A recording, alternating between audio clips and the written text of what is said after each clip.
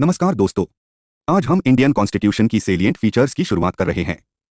सबसे पहले एक इंपॉर्टेंट बात समझ लीजिए। इंडियन कॉन्स्टिट्यूशन अपने कंटेंट्स और स्पिरिट दोनों ही मामलों में दुनिया के सबसे यूनिक कॉन्स्टिट्यूशंस में से एक माना जाता है। अब एक और एग्जाम पॉइंट ध्यान रखिए। जो कॉन्स्टिट्यूशन 1949 में अडॉप्ट किया गया था, उसके कई ओरिजिनल फीचर्स बाद में काफी हद तक बदल गए। ये चेंजेस कई कॉन्स्टिट्यूशनल अमेंडमेंट्स के थ्रू आए। इनमें सबसे इंपॉर्टेंट अमेंडमेंट्स है 7th amendment, 42nd amendment, 44th amendment, 73rd amendment, 74th amendment, 97th amendment और 101st अमेंडमेंट। इन सभी अमेंडमेंट्स में 42nd कॉन्स्टिट्यूशनल अमेंडमेंट एक्ट 1976 सबसे ज्यादा इंपॉर्टेंट माना जाता है। इस अमेंडमेंट ने कॉन्स्टिट्यूशन के कई पार्ट्स में बहुत बड़े और बहुत अधिक चेंजेस किए थे। इसी वजह से 42nd अमेंडमेंट को मिनी कॉन्स्टिट्यूशन भी कहा जाता है। लेकिन यहाँ एक और बहुत इंपॉर्टेंट कॉन्स्टिट्यूशनल लिमिटेशन को समझना जरूरी है। केशवानंदा भारती केस 1973 में सुप्रीम कोर्ट ने एक हिस्टोरिक जजमेंट दिया।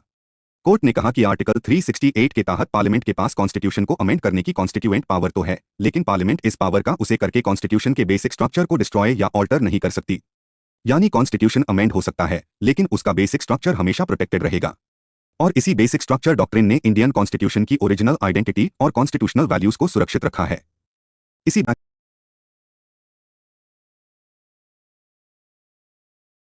आइए शुरू करते हैं इंडियन कॉन्स्टिट्यूशन की पहली सेलिएंट फीचर से।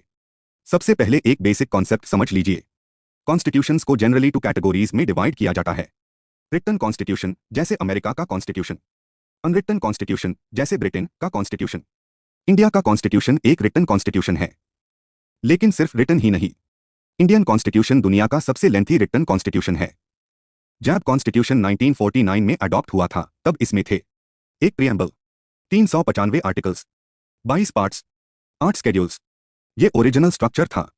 आज के समय कॉन्स्टिट्यूशन में लगभग एक preamble, about 470 articles, 25 parts, 12 schedules मौजूद है। ध्यान रहे, आर्टिकल्स की एग्जैक्ट नंबरिंग अमेंडमेंट्स के बाद बदली है, इसलिए जनरली अबाउट 470 आर्टिकल्स बोला जाता है।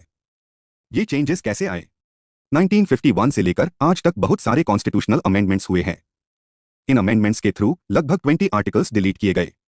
पार्ट 7 को कंप्लीटली रिमूव कर दिया गया। साथ ही कॉन्स्टिट्यूशन में ऐड किए गए लगभग 95 नए आर्टिकल्स, 4 नए parts, part 4, part 9, part 9 B, part 14 और 4 नए schedules, 9 schedule, 10 schedule, 11 schedule, 12 schedule.